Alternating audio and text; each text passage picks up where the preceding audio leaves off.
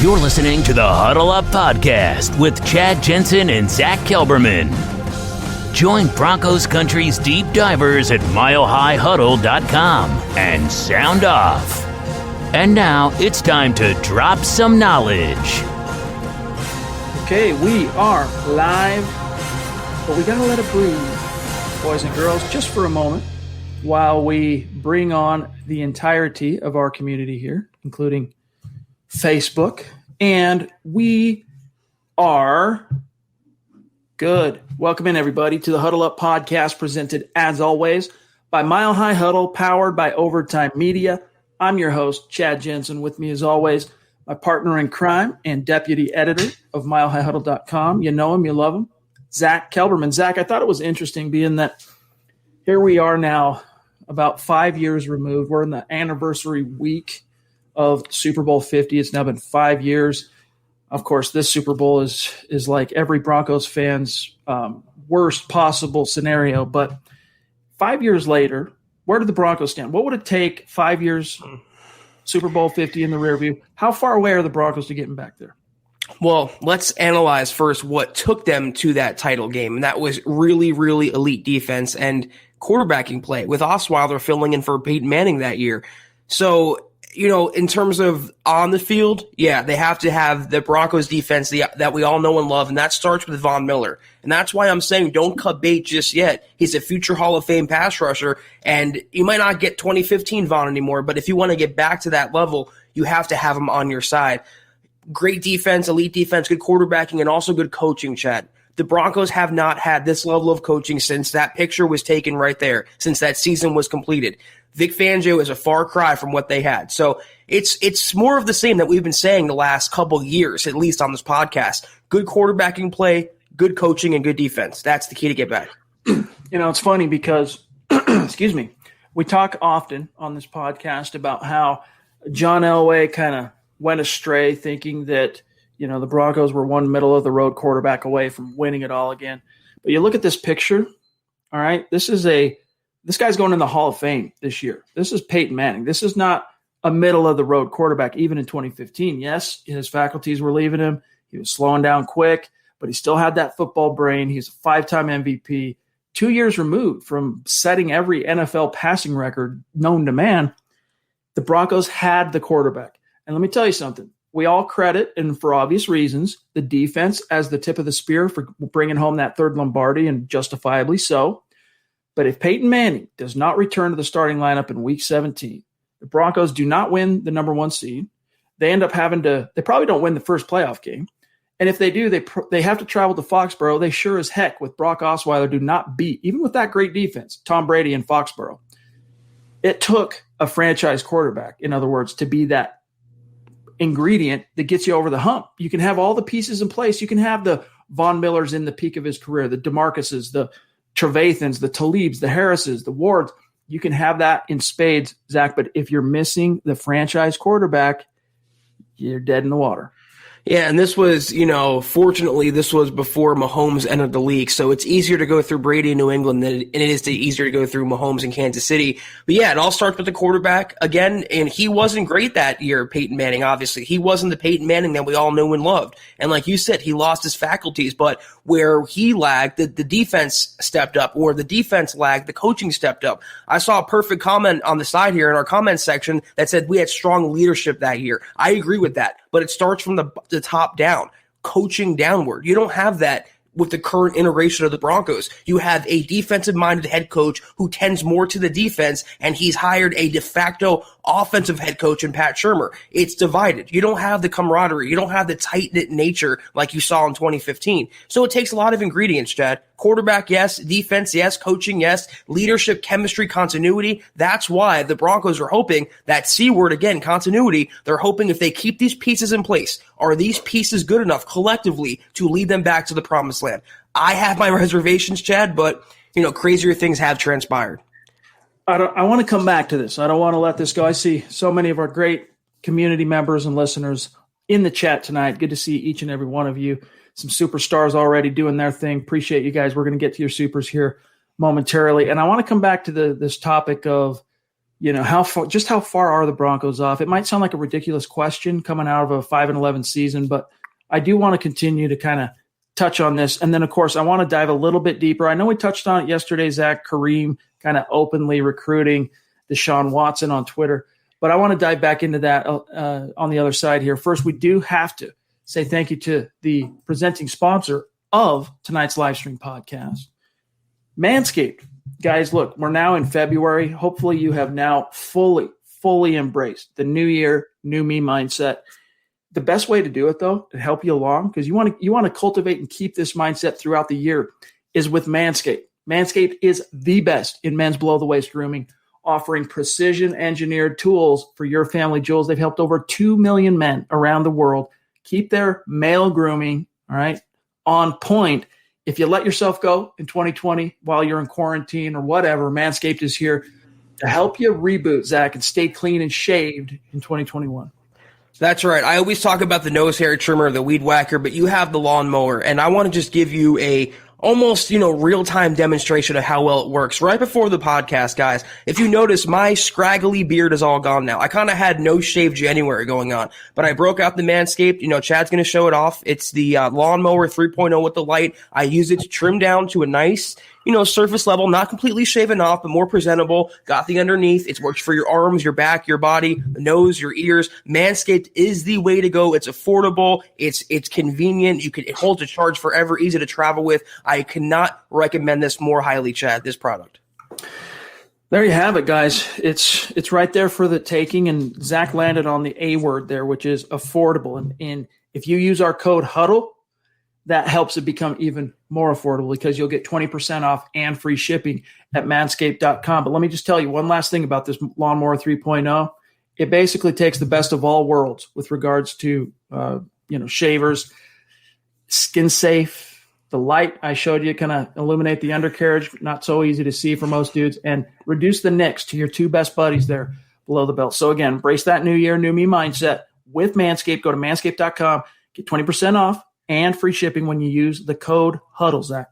Yes, again, get 20% off and free shipping with the code HUDDLE at manscaped.com. That's 20% off with free shipping at manscaped.com, and use the code HUDDLE. Happy New Year to you and your family jewels.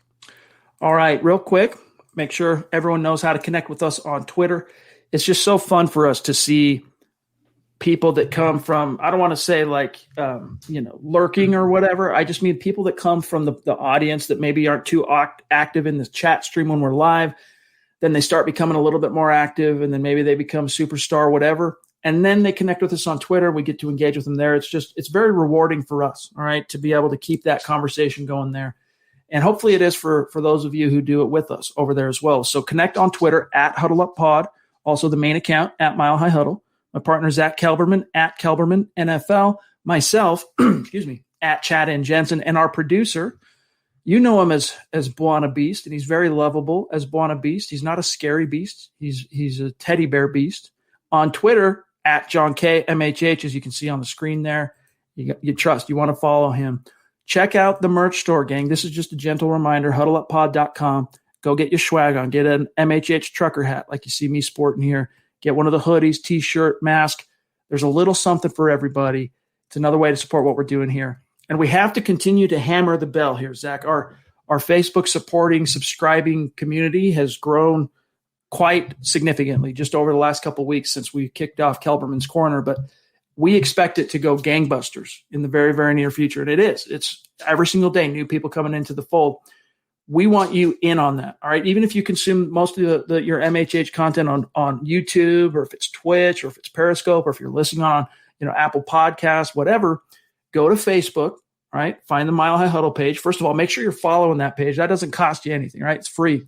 And then there's a big blue button that says Become a Supporter. If you click that and sign up, you're not only supporting what we're doing here at MHH on the podcast and the video side and what we're building toward in 2021, but you get access. There's some bennies. You get access to Zach Kelberman's Kelberman Corner show that he does with Kim Becker every Sunday at noon. Only supporters get that. That's not, look, we have 92,000 or whatever followers on Facebook. When we do Kelberman's Corner, 92,000 people don't see that, only the supporters. So we want you in on that action. If you're watching now on Facebook, just scroll to the bottom where you would type in your chat. You'll see a green icon. If you click on that, that's another way to quickly sign up and become a supporter. We do appreciate those of you who have, and we do appreciate those of you who are considering doing so. And if you're not in a position, it's all good. Gang, we're just seriously stoked to have you with us. But hey, please subscribe, number one. Number two, like this video. It helps us so much. You have no idea how just simply while you're watching, clicking the like button helps us. And the litmus test is number three, gang. If we're doing a good job for you, share this video out there. Help us continue to grow. And seriously, when I say share this video out there, we need to pump those numbers up. I was looking at it on Facebook and YouTube the other day. We need to pump these share numbers up out there, gang. So help us grow. Help us continue to reach new like-minded Broncos fans just like you. Because think about how many Broncos fans right now, like you, are floating out in the sea of Broncos country, completely disconnected from the fact that Broncos country is not a geographic location. It's a state of being. They're missing out on this community, and you can help them find us. All right? We appreciate you. This is the Overtime Podcast Network. All right, John, let's grab one or two supers if you have access to them. Thank you, Jose Antoni Rivas. Appreciate that, my friend, on Facebook, the stars. CC on YouTube has a question. If there was one free agent corner that would be high value, in my opinion, it's Bashaud Breeland, a very solid cornerback too. And he would be cheap compared to the Patrick Petersons or I always butcher that kid's name. Chidobe Awuzie, right? Something like that from CU. I feel you on that, CC. Zach, I know you've spent some time covering Awuzie. What are your thoughts here? He's very boomer bust. I mean, when I watched him last year, he's a lot like AJ Boye, where one snap he looks like, just what is he doing out there? And the next snap he makes a nice play on the ball. He's a little volatile for a cornerback. Not a cornerback one by any stretch, but maybe a cornerback two. I don't think he'll be that expensive. Bashaud Breeland, I think he's aggressive. I think he fits the scheme pretty well. I actually think he'll get more money, though, on the open market than Awuzie. So the Broncos, regardless, have to address this position in both avenues, in free agency and also the draft, because they can't just go into the draft number 9 overall. Even if they get Caleb Farley, it's not, they can't wash their hands of it. They have to keep adding to that position. I would not mind Breeland. I would not mind Awuzie, though. I will say this for any free agent except for maybe quarterback. The price has to be right. I promise our superstars, we're getting to you next. I want to grab this one from Jason because it kind of dovetails into a topic I wanted to get to tonight. He says, how many Broncos could we potentially lose this offseason? And, Zach, the reason I say this dovetails nicely is Eric Trickle published his first Broncos offseason mock of 2021. So it's version 1.0. And this is a series that Trickle has done now dating back since 2014. A lot of our readers, a lot of our Mile High Huddle fans, this is one of their favorite articles of the year, because Eric doesn't just do a mock draft, right? 'Tis the season for mock drafts. They're a dime a dozen this time of year. We get it. They're still fun to read. That's why we read them, but they're a dime a dozen. What Eric does here is it's a full 2021 offseason. I'll give you guys a quick glimpse real quick. And there's a reason I'm going into this, all right? But it's a full offseason mock, meaning he's taking his best guess at who the roster cuts are, who gets signed in free agency, who gets re-signed, who maybe gets traded, and then he goes through an entire 7-round mock. So with that said, Zach, the reason I'm bringing this up on the topic of cuts, player cutting players or options getting declined, look who he has here. Number 1, Von Miller. Now, I'm with you in that I'm hoping against hope that the criminal investigation ends up being unfounded and that Von is, that nothing comes of it. I'm hoping. And then I'm hoping from there that he is at least open to talking to Peyton about doing some kind of a restructure. And even if that means adding a year or two to his contract and, keeping him around a little bit longer. But then he's got AJ Bouye, Jarrell Casey, Zach. I think we're on the same page that it's pretty safe to assume those guys are gone. Right? Yep. Juwan James, though, he's putting in here, which is going to hurt, but you're also saving some money and you're moving on from a big mistake. And then Jeff Driscoll, surprise, surprise. But do you see, of those 5, I guess obviously Von's the most controversial, but how do you see it? I don't see either scenario really playing out. If they do manage to move on, why not trade Von? You can get some sort of draft pick in return, and also the team trading for him would take on part of his salary, so you wouldn't have to eat all of that dead money. In terms of cutting him, this is a year of the status quo. This is the year of the incumbency. The coaching staff, the quarterback more than likely. Why not pick up Von Miller's option for this year and then explore the future after this, this next coming season? He didn't play last year. I understand he's very highly paid. He's getting up there in age. He might not be ever the same Von that we saw of years past, but he's still Von Miller. And what he means to this team, what he means to the community, what he means to the locker room, it's invaluable. I don't see the harm, Chad. If you're going young at quarterback, or at least cheaper at quarterback, with a Drew Lock and Andy Dalton combination, you have money to play around with. Why not pick up his option, extend goodwill? It's the last year more than likely under Vic Fangio. Why wouldn't a defensive-minded lame duck want to keep a defensive stalwart like Von Miller for one more year? I'm with you. And that's why I think, the topic of incumbency and status quo, when you see that George Payton went out there and was at least willing to offer Denver's first-round pick for Matthew Stafford, it doesn't necessarily mean he's willing to go out and sign any quarterback or draft any quarterback at pick 9. What it means to me, Zach, is that Vic Fangio, they've had their powwow, all right? And I'm sure this was a big part as well of their interview process together when they were interviewing George Payton a few weeks back. Fangio can't afford to draft another quarterback and hope that he can develop quickly. They need to win this year. And the best option, all right, some fans might not want to hear this, but the best option to win, to maximize this year so that Vic doesn't end up being a lame duck, so that Vic can survive and continue to grow as a head coach, is to either grab a plug-and-play starter that's proven that you can trust, that you can count on, like a Stafford, like a Watson, but that comes at a price, and so they're pursuing that. They're looking at it, or Drew Lock. Because here's the thing. You might not like Drew. You might be off the Drew Lock train. But Drew Lock, what is he? He's young.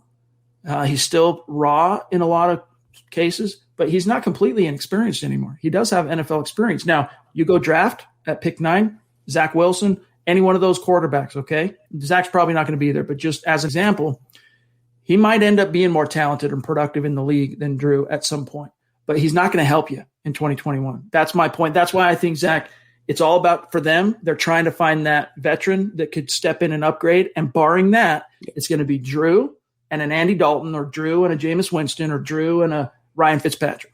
Yeah, or Tyrod, is that how you say his name? I always call him Tyrod. So it's Tyrod, apparently. One of those kind of middling veteran options as a fail-safe. And I saw one of the comments. I don't see who said it specifically, but Von wouldn't net much. Von would absolutely draw at least a second-round pick today. Even with the ongoing investigation, which I'm confident he'll be cleared from because no news is good news, I think he would absolutely net a day 2 pick, Chad, at the minimum.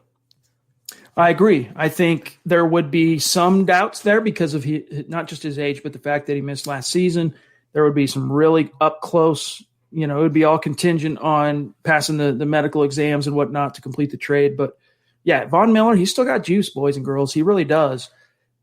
His time in Denver might be coming to a close. We don't know that yet, but I agree. Maybe not a second round pick. I don't know. I really don't know.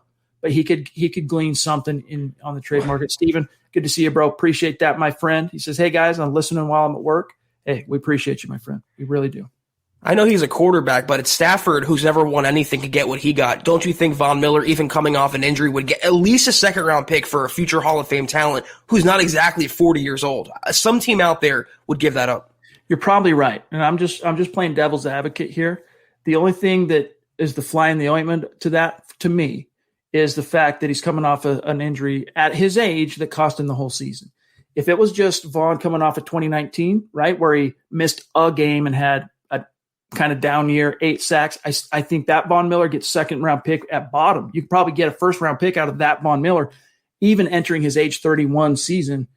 But I'm just not sure. Now, Zeus, dude, thank you so much, my friend. We love you, Stu. Good to see you. Thank you. We call him Zeus around here, but, man, Stu McPeak, just so good to see you, and we appreciate your support, man. Everything you do for this brand, for this community, we love you.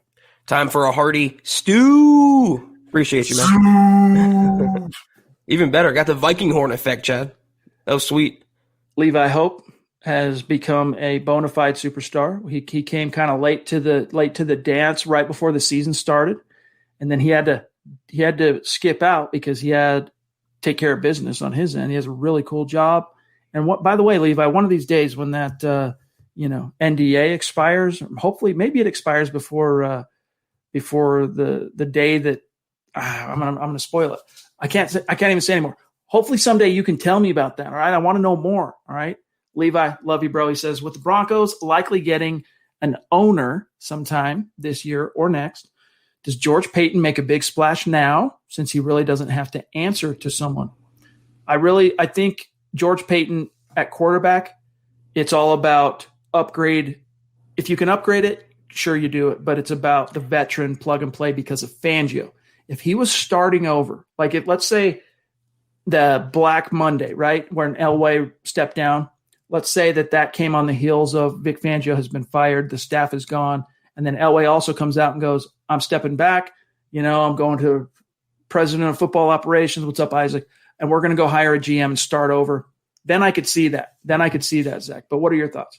Well, he's still reporting to someone for his first year because Ellis is still in the building. And technically Elway's still in the building and they're higher than he is. And even though he's the new GM, but a lot of it is still the status quo, and he is showing you who he is, which is what he said he is. He's going to be aggressive and check into every deal, but not do anything too reckless. The Rams, in my opinion, in that Stafford trade were reckless. But looking into that and maybe offering a first-round pick, even knowing, Chad, it was going to get turned down, but even sticking your nose in there and sending the message to the rest of the league that the Denver Broncos are on the prowl, the Denver Broncos want to compete, I think that's the most he can do right now, given the deck of cards he's been working with. It's all about the incumbency, the quarterback, the players, and the coaching staff.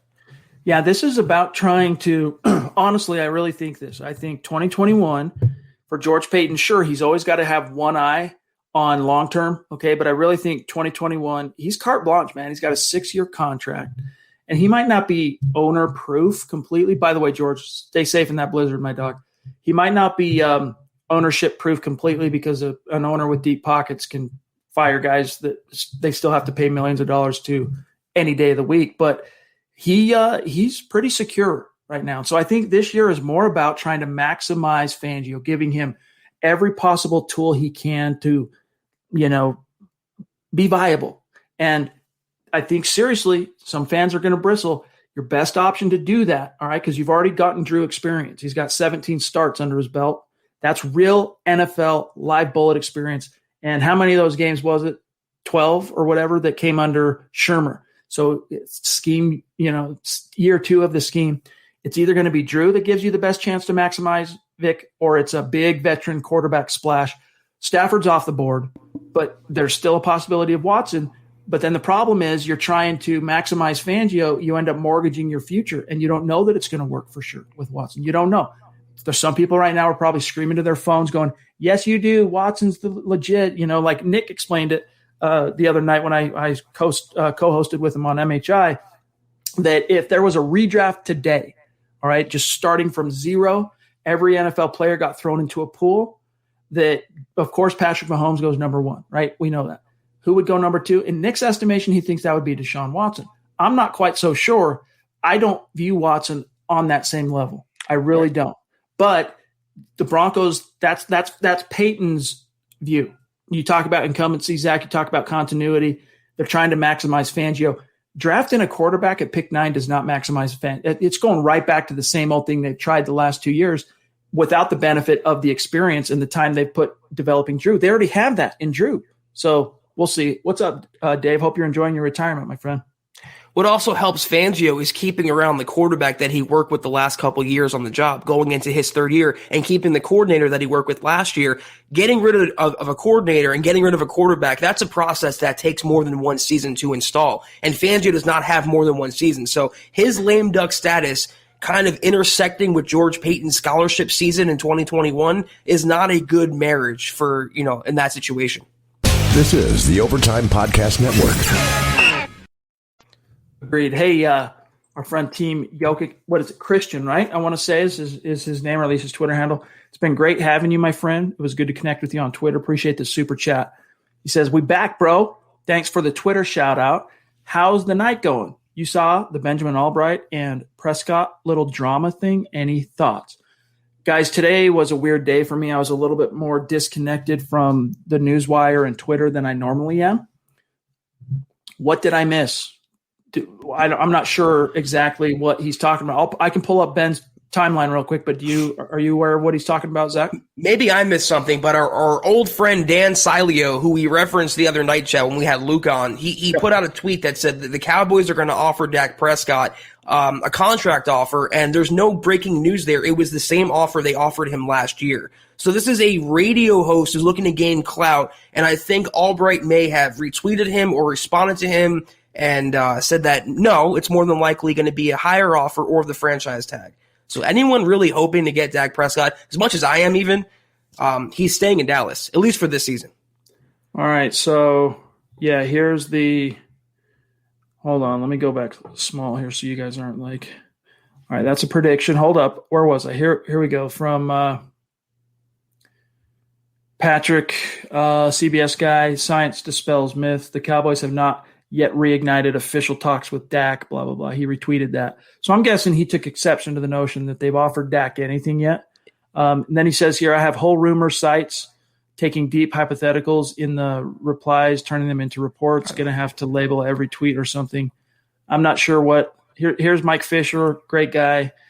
Someone needs to tell Dan Sileo that this was the Cowboys' offer to Dak last spring. Okay, news. Yeah, so it is what it is. Look, it's right now. It is the time of rumor, and Sileo. We ran some content around his 5 destinations for Watson, not Stafford, Watson, the other day because it made for a fun kind of what if scenario. But he doesn't have a great reputation for veracity. All right, for the truth of what he reports, and I'm being kind because I have nothing against the guy, but he just doesn't have a great reputation, Zach. Selfishly, I would love for that news to be true, but it's not. There's no, like Mike Fisher said, nothing has come out that's new about Dak Prescott. They're going to try to have a long-term agreement in place before March, and failing that, it's the franchise tag at $37.7 million for this season. Dude, as I'm looking at Benjamin Albright's Twitter timeline, that dude from Saved by the Bell is dead? Yeah. Who was? Yeah, Screech. He died? Yep. Dang, son. Lung cancer. Oh, man, that's a bummer. F cancer. R.I.P. All right. Muhammad, MHH Mill Model. What's up, dog? Good to see you. What are we? We're 9 days away from debuting you on the show. It's going to be great. Appreciate that. And his super sticker emoji. Incredible. Thank you, my friend. Much love to you. Always great to have you in the chat. Muhammad, you're incredible, man. You know that. This is true. Isaiah, good to see you, bro. He says, hey, fellas, I love our young talent, but we're missing those veterans in the locker room. PFF ranked our rookies this past season dead last. Zach, this is another issue we have not discussed, and I think it's worth touching on real quick because I know most of our listeners, they're reading every article that we publish on milehighhuddle.com so that they're staying up with the news. But here's basically what happened, all right? ESPN published it was like some kind of partnership that PFF and ESPN did together, ranking each team's rookie class from 2020.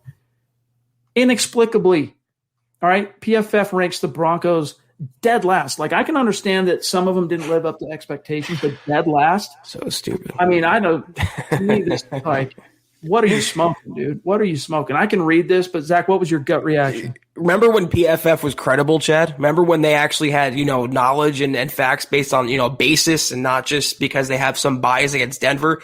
I don't agree with it. If they look at the Broncos draft class objectively, 80% or 90% was affected by bad coaching or the injury bug or the pandemic. When you look at a blow-by-blow breakdown, yeah, Jerry Jeudy had it up and down here. KJ Hamler wasn't used. Alberto was out for the year. Moody wasn't really used that much. Sternai was out for the year. They didn't really have much of a chance to make an impact. But the guys who got on the field, Cushenberry was the only Bronco to play every single snap, 100% of offensive snaps in 2020. He played pretty well for a rookie center. He wasn't terrible by any means. Michael Ojemudia, he was a little up and down, but he got better as the season wore on. He looks like an upside cornerback too. I understand they weren't the flashiest. They didn't make the most plays, but dead last, when you look at objectively what they've been through, it's just PFF being PFF. And you know what? Let them hate. And the last I remember reading, all right, the Broncos PR department, they send us each week a little capsule of it's the same stuff that the TV broadcast people get that kind of gives them all the information they need on the players and like little talking points to reference during a broadcast. And the last thing I remember reading late December, and I could pull up the end of season capsule they sent us, or the season in review capsule, but the Broncos rookie class, I want to say was either they were top 6 in the most snaps played, all right, for a rookie class. So, you're telling me that they were one of the most exposed to the league classes, but they were the worst. Let me just read this to you real quick. Quote from PFF. There was not a single rookie on the Broncos 2020 class to generate a value above expectation. Their first 4 selections, Jerry Jeudy, KJ Hamler, Michael Ojemudia, and Lloyd Cushenberry, all played over 500 snaps, and all 4 failed to crack the 25th percentile at their respective positions in PFF grades, which, by the way, here's a quick aside, unquote here, PFF grades have become so subjective that you can't even take them seriously anymore. Like, it's a fun little thing. Like, you can reference them and go, oh, look, Justin Simmons, Kareem Jackson, the only safety duo in the top 10 highest graded for PFF. It's fun to be able to say that, but like, they don't mean anything. Okay. Back to PFF quote. Judy's drop problems did him no favors. His 17.6% drop rate for the season was the second worst in the league behind his teammate and fellow rookie Hamler at 17.9. Jeudy did show off the route running chops we saw from him at Alabama, the skill set that made him a first-round pick to begin with. Moral of the story, Jeudy had a bad rookie campaign. About is still someone editor screwed up at PFF. Jeudy had a bad rookie campaign. About is still a prime rookie breakout candidate for 2021. So he's still listed as a breakout candidate by PFF, but I mean, Jeudy had drop problems, but to me, that didn't erase some of his achievements and triumphs, including, I'm thinking of the Jets game. I'm thinking of was it week 17 or 16 that he had the 92-yard touchdown? The finale. Yeah, that was his best game. I mean, pound sand, dude. If I'm I can't take it seriously. I really can't take that seriously. My credibility in PFF died when they ranked Simmons last year the number 2 overall safety, and then they left him off the all PFF team. They had an article come out and they left him. It just made no sense to me. It just proved more of that East Coast bias toward the Broncos. Rello is asking, $2 donation. Thank you, Rella. Can George Payton bring back that 2015 defense? Can he bring it back? Well, that starts with Von Miller, I shall say, because if you get Von Miller back to that level, you're going to have a future Hall of Fame pass rusher bookending a Pro Bowl pass rusher in Bradley Chubb. But it all starts up front, because one thing, Chad, the Broncos have lacked since that season is that Malik Jackson in the middle, pushing the pocket and driving sacks to the right or the left for the outside linebackers. They're missing the Danny Trevathan. They're missing the no-fly zone. That's a tall order for Peyton to do in one offseason. He can maybe retain Vaughn. He can build up the secondary, but there's a reason why the 2000 Ravens, the 2002 Buccaneers, the 2015 Broncos defense, the Seahawks defense of old, they're elite historic units for a reason, because they're rare. So to get back to that level and to hold your breath on that is not a decent proposition. Yeah, I mean, that was it's a nearly like a once in a generation caliber defense. I mean, you go from it was pretty rare, because you had the 2015 Broncos and the 2013 Seahawks so close together in terms of all-time caliber units. But from there, you had to go all the way back to 2002 to the Bucks. And then they had that's another close one, because it was 2002 Bucks, 2000 Ravens. Before that, you had to go all the way back to 85 Bears as far as the all-time units. They just don't come around all that often. Now, look, Fangio had himself a pretty dang good defense there when he left Chicago. All the stars aligned. Khalil Mack ended up being that missing piece that got him over the hump. I think they would need another kind of every star aligning, every move made, whether it's retaining Vaughn, you make every pick correctly in free agency and in the draft, you fill all the holes and you stay healthy. Maybe, just maybe then you could approach something similar, but it's just a long shot. I think if Fangio ends up sticking around, maybe you can see that over the next 5 years. Because Fangio, let me say this real quick. Fangio, if you look at his last 2 stops, all right, pre-Denver, San Fran and Chicago, took 2-3 years before those defenses who became very had some notoriety. I mean, the Niners defense there with Navarro Bowman and Patrick Willis and that unit had some notoriety, got all the way to a Super Bowl. It took 2-3 years to get there. Same with Chicago, it didn't get there till year 5, Zach. So I think in Denver, if he can survive his quote unquote lame duck year and the Broncos can go 8-8 or better, all right, he has a chance to continue putting wood on the fire, so to speak, but that's a big if. But what's the expression? The best defense is a good offense. And 2015 was before Mahomes got in the NFL. So nowadays what Peyton can do is build an offense that can at least keep up with the Mahomeses, and you have Fangio's prowess, and you have a defense that's not comparable, but a tier below that. That's still very, very good. May not be historic, but couple that with a better offense, and you have a fighting chance in today's NFL. Because, Chad, it's only been 5 years, but the NFL has transformed greatly in that time. You are not wrong, my friend. This is the Overtime Podcast Network. Albert Knoppers, good to see you, bro. Facebook supporter in the house. He says, we might have been 5-11, but with 6 games within one score, could have been 11-5.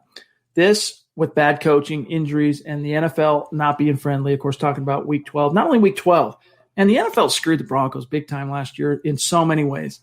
Bad enough that you had to battle the pandemic, bad enough that you had to battle the injury bug, but then you got to battle the NFL robbing you of your bye week, totally reshaping your schedule, and then forcing you to play a game without a quarterback. It was bad.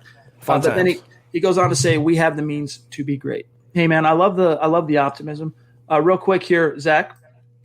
Mike on YouTube goes, Manscaped sponsors this. Nick's Strength Guy's channel has over 1 million subs. Hey, good for that Nick guy. You know, Manscaped here, I'll tell you what people find attractive about our podcast, Michael, is between YouTube, Facebook, Apple Podcasts, Spotify, our entire listener base on an episode-by-episode basis, all right? They can count on this content, their ad, getting in front of about 30,000 Bronco fan eyeballs and ear holes. So that's valuable to advertisers. Promo code HUDDLE, 20% off, free shipping, manscaped.com. Appreciate you, Mike. Yeah. Corey Johnson, good to see you, my friend.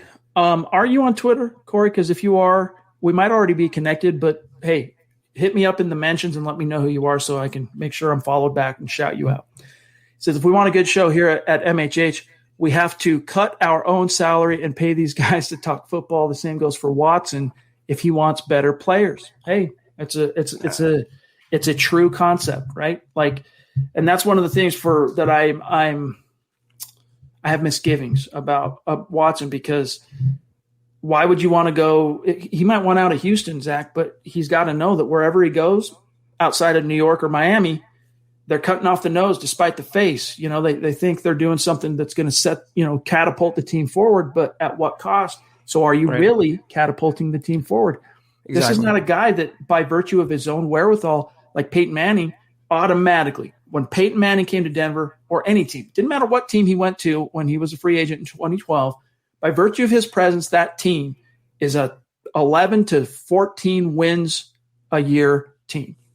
He's not there yet. Watson's not that guy. He's talented. He probably ends up being that guy. But look, Peyton wasn't that guy even in what's Watson now? 17, 18, 19, 20, 21. So he's in year 5. So I'm trying to think back. So that would have been 98, 99, 2000, 2001. So 02 version of Peyton. You know what the book was on Peyton in 02? Can't win the big one. He was just barely starting to kind of have some success, starting to pile those wins.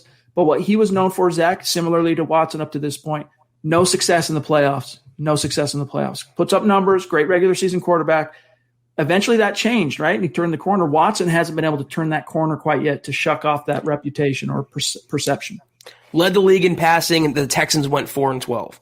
So again, I mean, I like the passing yards. It's sexy and all, but show me what you can do in the NFL. And name the last time, even when his defenses were bad in Indianapolis or the rare times in Denver where Peyton Manning went 4-12 after leading the NFL in passing yards. I wouldn't put Deshaun Watson. Yes, he's a top 5 guy for sure, maybe even a top 3 quarterback, but he's not Peyton Manning and he's not Patrick Mahomes. And you only do this trade if you're that player away. If you're willing to give up, sacrificing, re-signing Justin Simmons, Shelby Harris, removing the core of your team, all to acquire one player, that player better be on the Mahomes or Manning level. And as good as Deshaun Watson is, he is not on that level. EDJ goes, yo, Chad, how are you going to put Buana on Front Street and call him a teddy bear? LOL. Because he is. Listen, that doesn't detract from his fierce aura, all right? This guy will rip your face off. Okay? He's a savage, guys. Trust me. All right. But he's also a teddy bear, all right? He's a sweetheart. Trust, all right? All right, let me see what else we got here. Meek 55. By the way, we got to talk about Kareem. Remind me after this great super from Meek. Meek, it's been good getting to know you, my friend, not only here but on Twitter, and we just appreciate you, my dog, becoming a superstar. He says, I love the pressure on Drew Lock. Pressure makes diamonds. Either you're going to shine or fold. I believe it'll be shiny in 21. Hashtag Vaughn retiring a Bronco. I feel you on that. And that's a really, really good metaphor, to be honest with you, because that diamond, it either is going to shine, as you say, or it's going to crack and do one of these, right? Under the pressure. We'll see with Drew. You got to wonder, and I know Keith had an interesting story on milehighhuddle.com last night that went viral and ended up doing a lot of traffic for us last night and this morning, which is, hey, man, in so many words, George Payton has some splaining to do with regard to Drew Lock. Drew Lock doesn't have any clout. He can't pull a Jay Cutler and try and power play his way out of Denver. He's kind of got to take his lumps. But you have to wonder how all this Broncos being involved in Stafford and being tied to every potential quarterback out there, how that's affecting him between the years. Meek tends to think that the pressure is going to turn him into a shiny diamond. I'm inclined to think so too, but it'll be curious to see if he even gets the opportunity to do that in Denver, because if a replacement does come in by way of the veteran market, whether trade or free agency, he might not get that chance to shine, Meek. But here's the thing, though. I mean, Chad and I are admittedly two of the bigger Lock supporters among Broncos country. But if he goes out there in this third season, if he gets a full or mostly full third season and he bombs, fine. But at least he had the chance to bomb. At least we had an accurate, fair representation of what Lock could do at the NFL level, or at least with the Broncos' current coaching setup. But give him that opportunity, because he went 4-1 in 2019, and last year, for the most part, was a wash. And even during that, yeah, he did some bad things, but he did some really good things as well. And anyone who watches his tape and says he did not improve or develop in the second half of the season is just hating on him because they like to hate on him.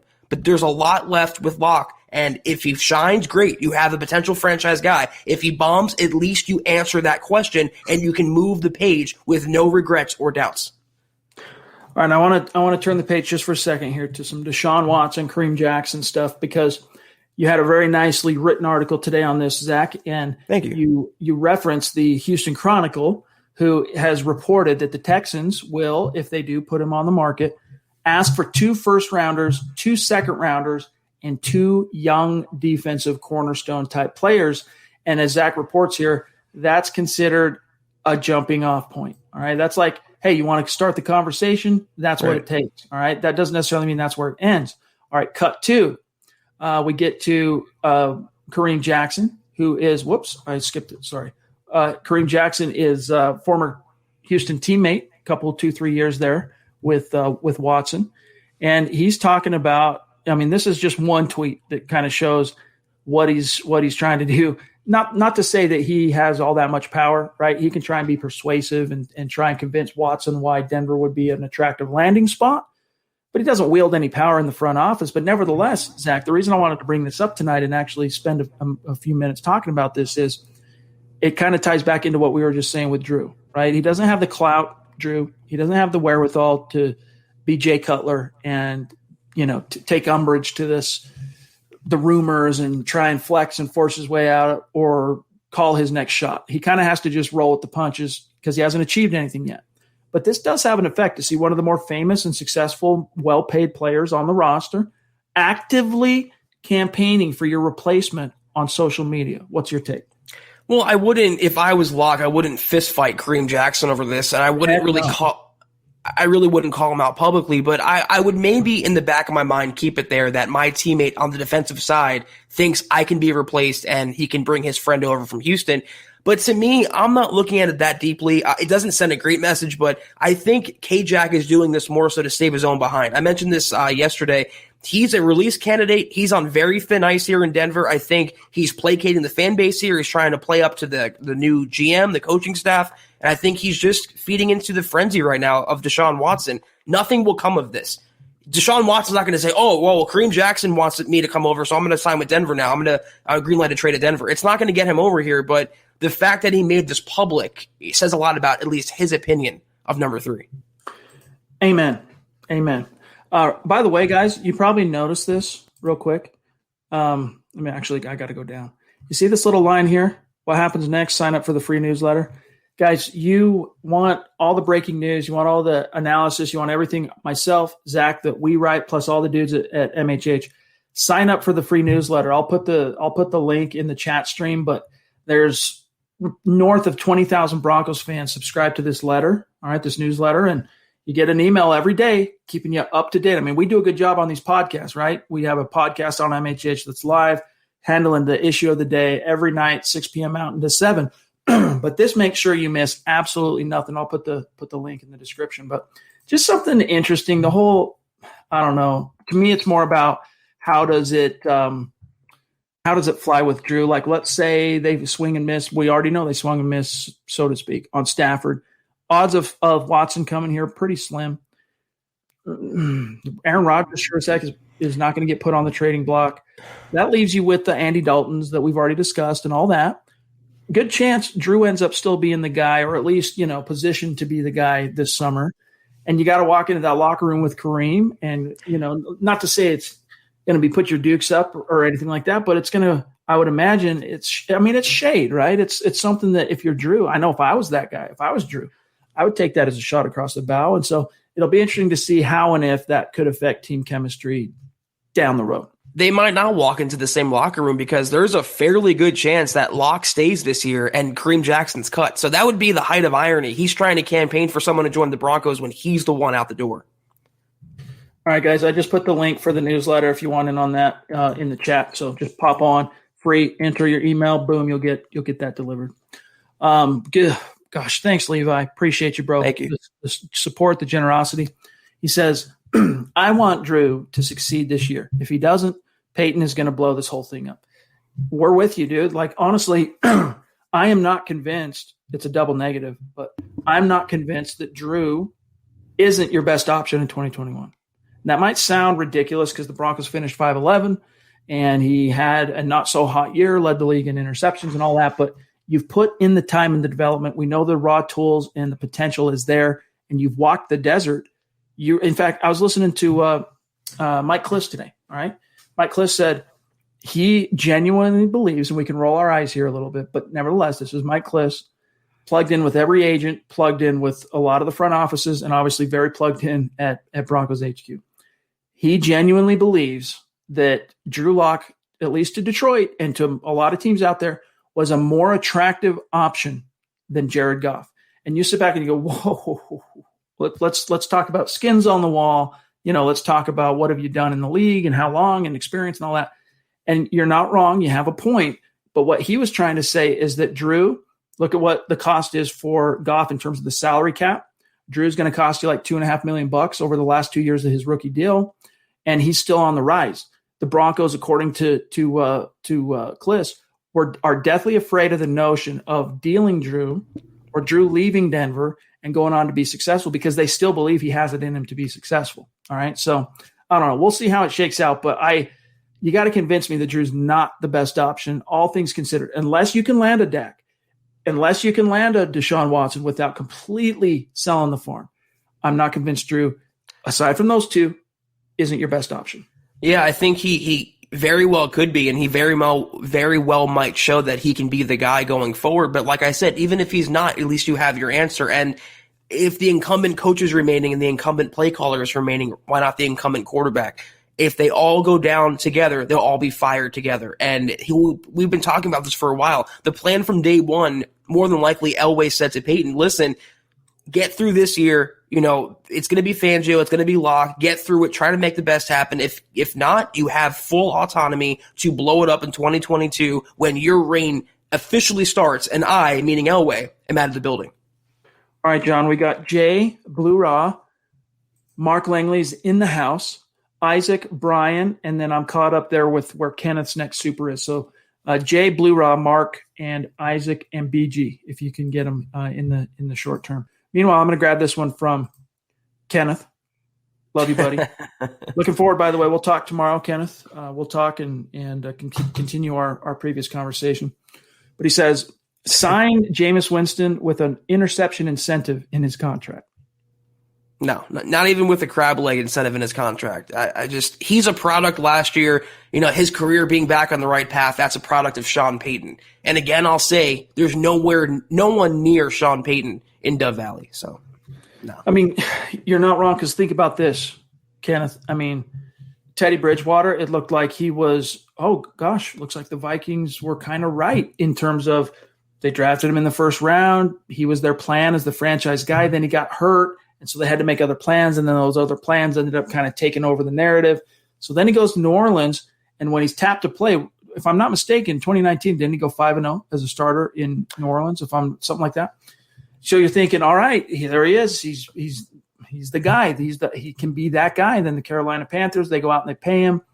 It was a short-term deal or whatever, but nevertheless, what happened? I mean, the Panthers were right there in the league doldrums next to the Broncos in terms of wins. So Teddy, I don't know. But nevertheless, my point on this is Jameis Winston, he's in that comfortable, safe cocoon under Peyton, but you get him outside of that, what's he going to be? Is he going to revert back to the interception after interception in the clutch, Jameis? The pick six in the clutch, Jameis Winston? Probably.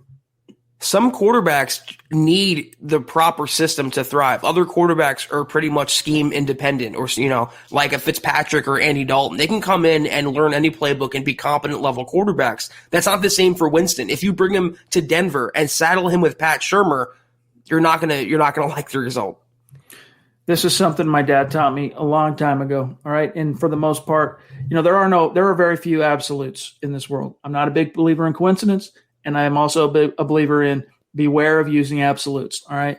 But the best predictor of future behavior, 9 times out of 10, the best predictor of future behavior is past behavior. All right. People can change. It does happen. But more often than not, you're going to be right if you make a decision based on past behavior over, being the predictor. All right. Jay, good to see you, bro. Appreciate you. Bonafide superstar. It's been great having you back in the chats lately, by the way, Jay. He says, fellas, George Payton passed on number 9. If a team offers a late number 1 for Vaughn, does George Payton stack the first-round picks and go for Watson, or move up in the top 5 of the draft, or stay with Luck? Interesting. Yeah, so he ultimately we don't know what the point of no return was in terms of George Payton saying that, too rich for our blood on Stafford, where he ended up kind of backing out on that. But we know that he was at least willing to talk about the prospect of trading pick 9. So that's out there. It's in the reporting. It's out there, right? If a team offers a first for Vaughn, would he then take that and try to parlay it into a Watson? Probably. I mean, honestly, he probably would, because he's already shown us what he's interested in right now, which is making the most of 2021. That's either with a veteran or it's going to be Drew. I don't know. I think knowing George Payton, based on what he said, I know he's going to check into every deal, and he's obviously looking for an upgraded quarterback, but if he were to flip Vaughn for a 1, which we had that discussion, people think he won't even be worth a 3rd-round pick. If they have 2 firsts, I think he would just stockpile those first-round picks, maybe entertain a trade for a Zach Wilson. And in that scenario, Zach Wilson would be cheaper. You wouldn't have to give up extra capital on top of the first-round pick, the couple first-round picks like a Deshaun Watson. I think he would just build the roster using that premium capital. This is a guy that treats first-round picks like gold. So unless you have an offer he literally can't refuse, he's going to stack that capital. It would not surprise me, even in that scenario, if he traded back from that first-round pick and parlay that into more draft picks. This is the type of GM the Broncos have now. And if you don't like it, you're going to have to deal with it. He's not a wheeler and dealer so much as he is a stockpiler of draft capital. And that was a theme in Eric's mock offseason, was making moves to stockpile picks. So you could be very right on the money with that. Before I grab Blue Raw, just real quick, shout out to Seth Harmon for the super sticker. The emoji is a thumbs up. So appreciate that, Seth. Really does mean a lot to us, buddy. Chris says, how comparable would you say the Rams not having a first round pick in 7 years would be to the Broncos if they get Watson for 3 firsts and 3 seconds, etc.? Pretty close. I mean, dude, it's devastating. I don't know. I think the Rams, we're going to find out pretty quick. We talked about this last night. Was the Rams' success of the last 4 years, was that McVay? Was that Goff? Was it that combo together? We'll know the answer to that here pretty soon, but you got to wonder how much farther along the path the Rams might be if they had those first-round picks. As always, it's going to come down to what did these quarterbacks do in these respective situations? What does Stafford do under a McVay, and what would Watson do in Denver if that trade were to go down? We talked about this yesterday. You make that trade for Stafford, and you're that desperate because you believe you can win a title in the next 2 years. Whoever has more success with that quarterback, that's how we judge that particular comparison. All right, we've got one from Mark Langley. Everybody knows Mark, bona fide superstar and a friend. You know, Zach and I and John, we consider Mark to be a good friend. Absolutely. And, appreciate you, bro. Always good to see you, my dog. Love you, and hope you're doing well in Georgia, my friend. Hope you're doing well. John, do you have our friend Horse of War, D-Dub? I just saw him pop up there. Let's. Oh my goodness, he popped up with a vengeance. Golly. Well, while you're grabbing him, let me grab Gio while you're grabbing him. Actually, nope, there he is. He's got him. This seriously brings a tear to our eye. Right? This is very humbling. Oh, there it went. We'll get it back. Hold on. I'm going to grab one. You get it queued up, John. Then we'll grab George here first. George, love you, bro. Hope you're doing well. Hope you're enjoying your time off. You know what I'm saying? George knows what I'm talking about. Appreciate all you do for us, my friend.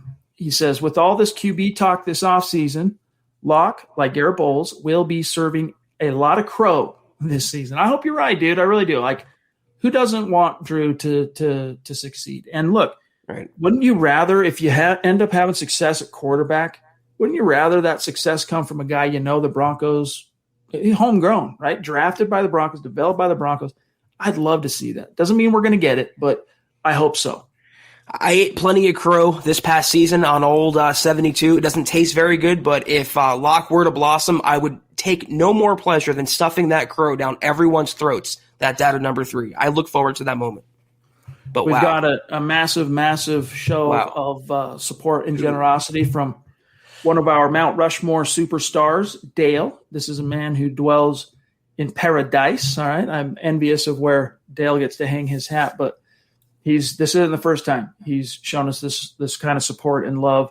And all I can say is, Dale, I know you can't be in every single chat, but when you are, you always bring the good topics and you always show us love and support. And look, guys, this is not something we take lightly. This is extremely important. And I mean, it's moving. It's extremely important to us. And stuff like this from Dale and everyone that you've seen us shout out on the superstars, they're literally allowing us to do this. All right. They're making sure this content continues every night, 6 p.m. Mountain to 7 p.m. Mountain. So Dale, we love you, bro. Shout out. I mean, we see you. We appreciate it. His message back. Shout out to the players in the huddle and Broncos, Samurai, CJ, and ZK.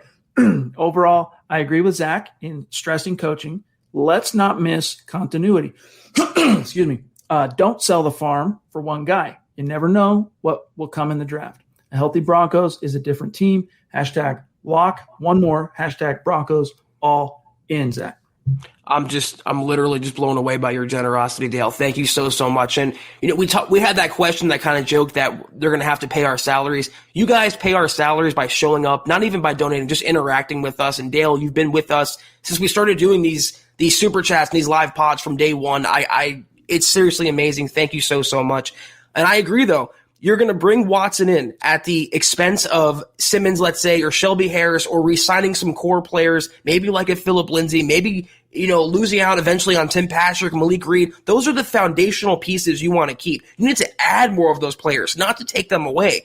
And again, even looking past that one thing, you're bringing Watson in, and he's going to be saddled with this coaching staff. Is that a recipe for success? Can Watson win a Super Bowl with the Broncos as they are constructed right now in 2021? Because if he doesn't, Chad, the blockbuster deal was a waste, because you're firing the coach, firing the coordinator, you're starting all over. And does he want to be involved in a rebuild? Does he want to pick his next team and 1 year later be involved in tearing everything down? I don't think so.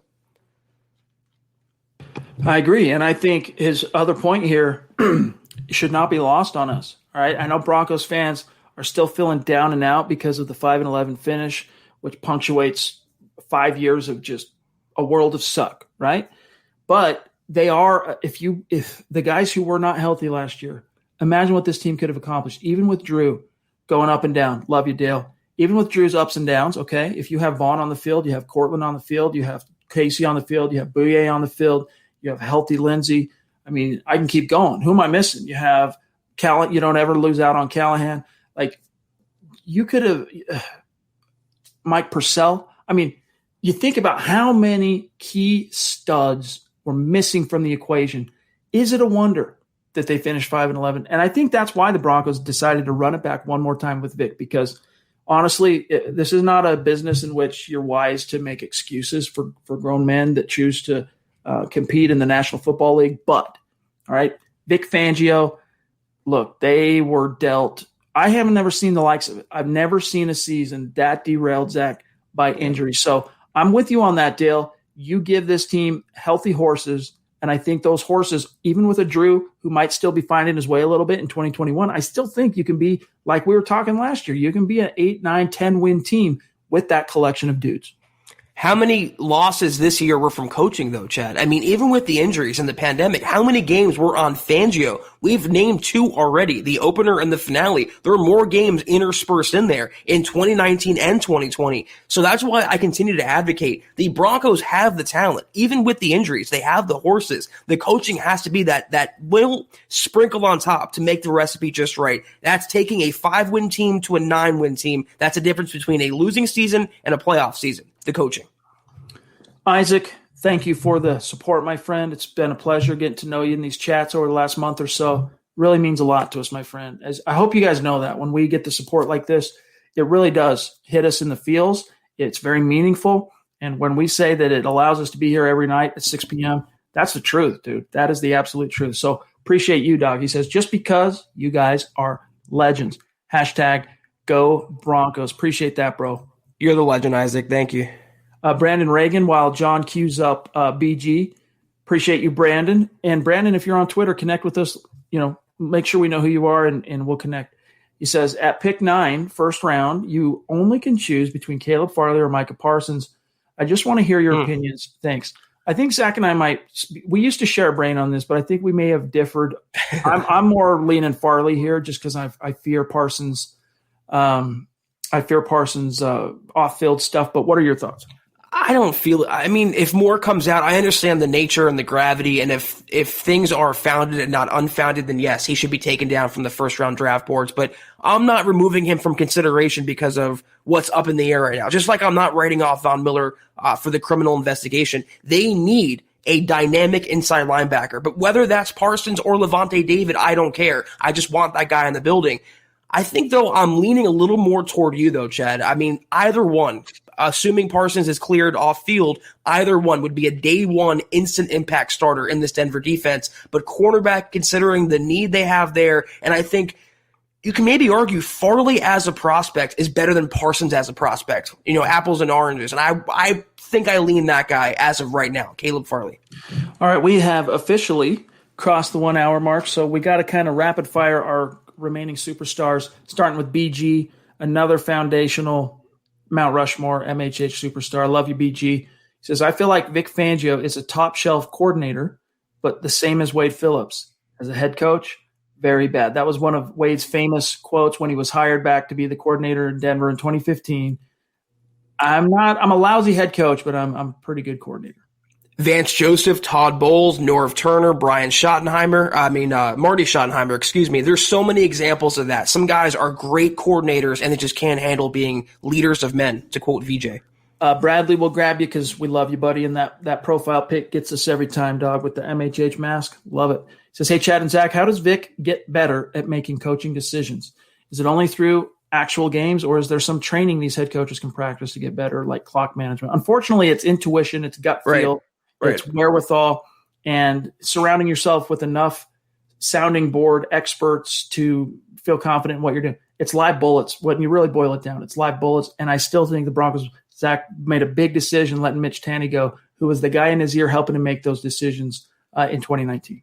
It's like you can play a bunch of Call of Duty, but you can't go out and join the military and expect to, kill soldiers and stuff like that. It's like, you can learning to drive. You can only really be out there on the road, and you have to get the intuition and the feel. And this is something that Brandon Staley, who's a first-year head coach, said in his opening presser. He referenced, the analytics are great and having the numbers is great, but having the feel and the context in that moment is so important. And it screamed to me that someone as young and inexperienced as Staley gets it, and someone like Vic Fangio, who's 60 years old and been in the NFL for 40 years, still doesn't get that. He still doesn't have that intuition. And Chad, it's becoming a thing where you either have it or you don't. It doesn't grow on a tree. You can't buy it. So if he hasn't learned it in 2 years, is he going to learn it in year 3? Is it going to magically happen? I don't know. We both have our doubts at this point. I mean, we can be hopeful, but we have our doubts. All right. BG again. Wow. Thanks, buddy. Appreciate you. He says, so honestly, percentage-wise, are you guys 50-50 on Locke starting the entire 2021 season and beyond, or less than 50-50? Well, I got to remove the beyond for now because it's all about 2021. If Locke gets the call, it's all about this year. So I would tell you that, our great sponsor, sportsbetting.com, they put the odds at about a 60% chance Locke is the guy under center. But that was before Elway stepped down. That was before George Payton. I'm sure those odds have shifted. Mike, what's up, bro? Good to see you. Thank you. I would say it's about 50-50, honestly. That's what I would give it. That's about right where I'm at. Maybe a slight 51-49 in favor of Locke in terms of probability. We'll see. And then BG says, I feel like Vic is a top shelf coordinator. Yeah, we got that one. So appreciate you, BG. But what are your thoughts, Zach? I think there's 100% chance he opens week 1 as the Broncos starting quarterback, but way less of a probability that he ends the year as the Broncos quarterback. That's why they are going to upgrade the position, whether it's a rookie, whether it's Deshaun Watson, or whether it's Andy Dalton. They're going to have some guy as the fail-safe if the Locke experiment busts. So 100% to start week 1, and to end the season under center for Denver, I think right now on February 1st, I think I'll put that at 50-50. Yeah. All right, we got Relo Takeover. Again, appreciate you, bro. I believe George Payton is waiting for Aaron Rodgers. He'll be waiting a long time based on what we heard from LaFleur. Was it yesterday or today? I think it was yesterday. Yeah, he says he's not being traded. The GM came out and said he's not being traded. I mean, he's not going anywhere, guys. I would be stunned. My friends. All right, what else we got here? Hold on one sec, John. Well, I'll get the one you have queued up. Excuse me. In the chat, I'm at about, for what it's worth, I'm at Jaden at 704. And this is him right here. So actually, let me do this. Booyah. Jaden, appreciate you, bro. Connect with us on Twitter. He says, what's up, guys? Who's someone you want the Broncos to sign and draft that would be realistic but a dream? Mine would be Caleb Farley and that's pretty good.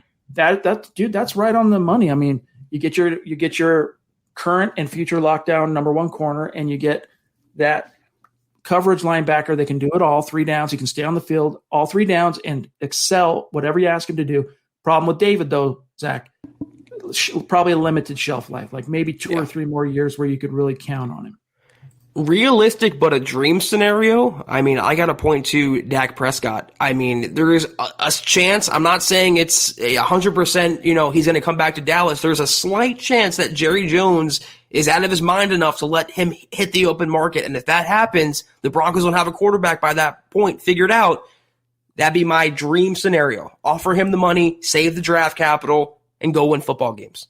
By the way, guys, I just realized that the link I pasted about the newsletter, the free newsletter, it was so long that it wouldn't fit on one card. So I remembered I had a bit.ly on it. So I just did the normal, the real link there for quick click and sign up. Easy, free. All right. We are at 107. So let me try and get here. All right, John, it's about to jump, and I'll tell you where I'm at. I am at Jaden again at 718. So I'll grab him, and let me tell you who's in between real quick. We have got, bear with me one second here. Actually, Zach, would you mind reading off his super, and then I'll dive back in with you on the other side. Yeah, Jaden dropping in $5 donation. Jaden, we appreciate you so much. He says, Brian Daboll for Broncos head coach next year or not? Who else do you see being the coach if it doesn't pan out with Fangio? I'm on record. It has to be 100% an offensive-minded head coach if Fangio or when Fangio is fired. Brian Daboll, probably the top of my list. Eric Bieniemy, maybe Greg Roman in Baltimore, maybe Kellen Moore in Dallas. A lot of young up-and-coming names. Even maybe Mike LaFleur by that point. He might be ready to lead an NFL offense or NFL coaching staff. You never know. Bieniemy, Brian Daboll, Kellen Moore. I think that, and not that order, is my top 3, prospective head coaching candidates for next season. Agreed. I agree 100%. And by the way, John, I've got everybody. The jump put me right where we're at, just FYI. So Muhammad, male model, jumping in again, man. Just thank you, Mo. Love you, bro. Appreciate you, man. Seriously. Just thank you, my friend. We're stoked to talk to you. And by the way, Dale, if you're still with us, Dale, we should have you on the show sometime, my friend. You're one of the superstars we've never been able to have on the show. If you'd like to be on, reach out. We've corresponded on email before. Send me an email. If you're into that, you'd be open to that. Judas Priest, dude. You got to come on the show now, Dale. You got to let us thank you in real time. Come on, we're not worthy. Dale, Force of War on Twitter, by the way. Wow. Love you, Dale. Jeez, he says, yep, got to build right. Even Brady needs talent. Think Mahomes without Hill or Kelsey, that O-line, the defense, and the continuity from Reed. Let's be patient. Franchise quarterback is like a NASCAR driver. He needs some muscle under his – we can say it because it's in the Bible. He needs some muscle under his ass. Booyah. Hey, dude, I don't disagree. Thank you, Dale. Judas, I'm still a little bit stunned. I'm a little slobber knocker. Boom. But thank you, bro. Dale, seriously. Incredible. Yeah. Dale, we tend to share a brain on the Broncos, and I agree with you. Just be patient. It's not the most fun proposition. It's you want to pull your hair out. It's been long enough now, but just a little more patience. I promise you, the pot of gold on the other side of that rainbow is worth investing in. And let me tell you something, Dale. Email me. All right, let's set it up because it's not as intensive as you might think. Even if you don't have a microphone at home or you don't have lights to illuminate you or anything, all you need, let me spell it out, is you come on, you set up your phone, or if you have a laptop with a decent, native camera, but even if you don't, you just set up your phone so that it's not moving, right? You just set it up. Maybe you have a stand or you set it against something. We can see you. We bring you on. We do a quick sound test before we actually go live, make sure everything sounds and looks okay. And we just talk to you. We get to know you for 5 or 10 minutes, and it's fun, right? So if that's something you want to do, we'd love to have you on. So hit me up. Jess, good to see you, bro. Appreciate you. He says, which corner is the guy at pick 9? I like Parsons, though. I feel you. It really is, I'm torn on it because I think Parsons could be a generational guy, but I'm still – wasn't even my team, but I'm still a little, traumatized by what happened with Reuben Foster, dude. Like that, I don't want that for your Denver Broncos. Like this 9 pick needs to be a sure thing, and I think Parsons' talent is a sure thing, but that off-field stuff has me tripping a little. I was going to say Reuben Foster was a hell of a talent, though, on the field, and I'd love to see him in between Vaughn and Bradley Chubb. I mean, with that defense, it'd be incredible. The cornerback at 9, the only guy I think you take there for sure is Caleb Farley. Looking back, when we look back on it 3 months from now, 2 months from now, whatever, I think Surtain will go in the teens somewhere, the 12 to 15 range. Top 10 guy, the only lock is Caleb Farley. If he's on the board and Parsons is off the board, Farley has to be the guy. Yeah. Another guy to keep in mind, like we'll see how it pans out with Farley. We'll see how it pans out with Patrick Surtain, who's not a great scheme fit for Fangio for what it's worth, but a guy to keep an eye on as a potential riser into that top 15, top 10 conversation is J.C. Horn, the South Carolina Gamecock. Yep. Keep an eye on him. Kenneth Booker, love you, bro. He says, did you see Messi's contract? $673 million over 4 years. Yeah, you want to talk about a slobber knocker. There you have it. Not a soccer guy. So me neither. That's not big a sport. Coin, though. Yeah, That's big coin. It is. I'll take Mahomes, though. I think he's more valuable. I don't know. Bigger NFL guy than soccer guy.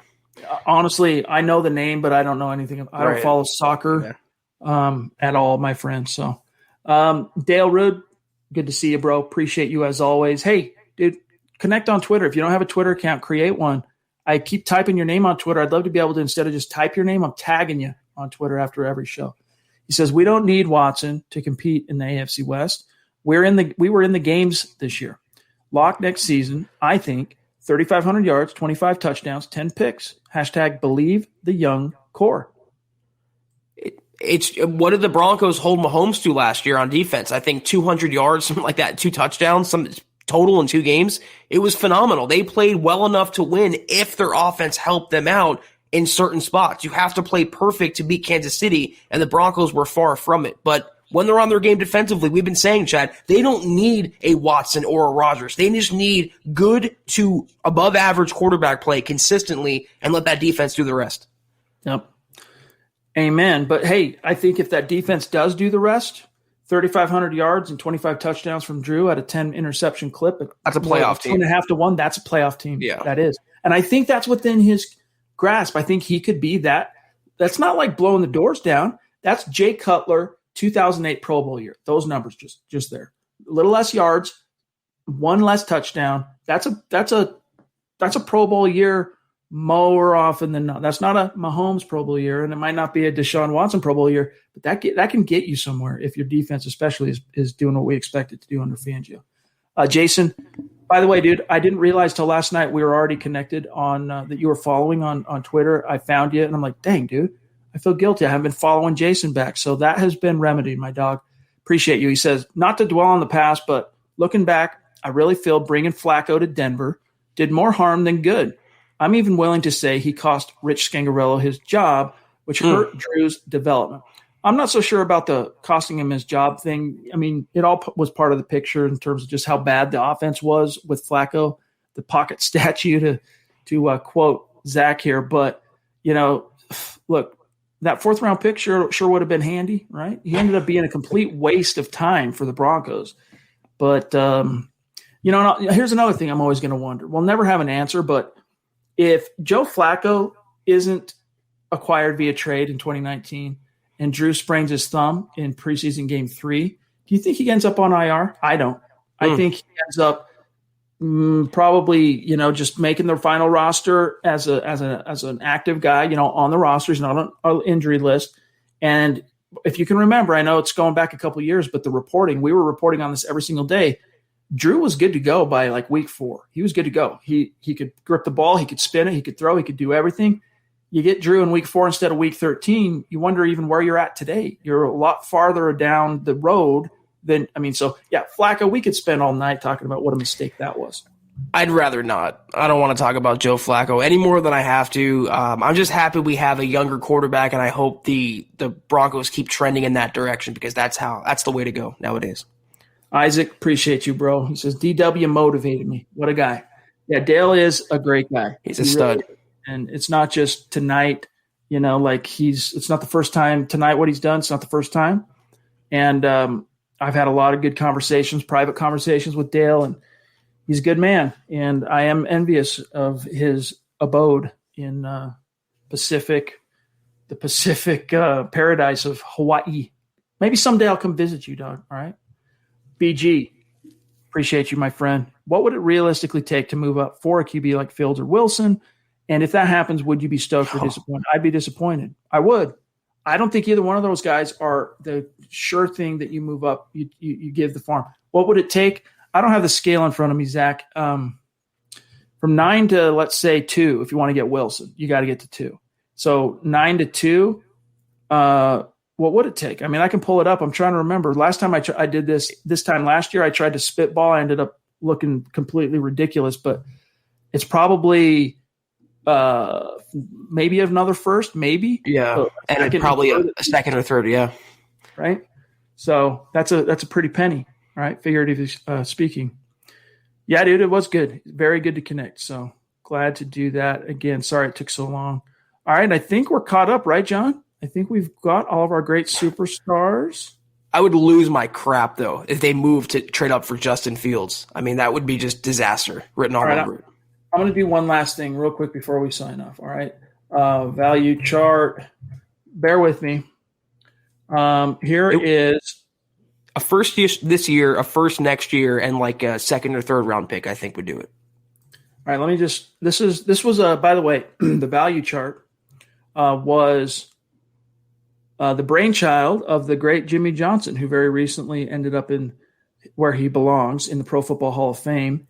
The guy that fleeced the Minnesota Vikings in the Herschel Walker trade way back when. So let's just take a quick peek, and then we got to sign off, gang. All right, but here's the value chart. All right, so the Broncos sit at pick 9. That pick is worth 1,350 points. All right, pick 2 is worth almost twice that at 2,600. So you have to give up the equivalent of a pick 9 to get to pick 2. All right. So what would that mean? Let's just look. So the Broncos are in the, I want to say 40. So pick 40, you'd have to give you 500.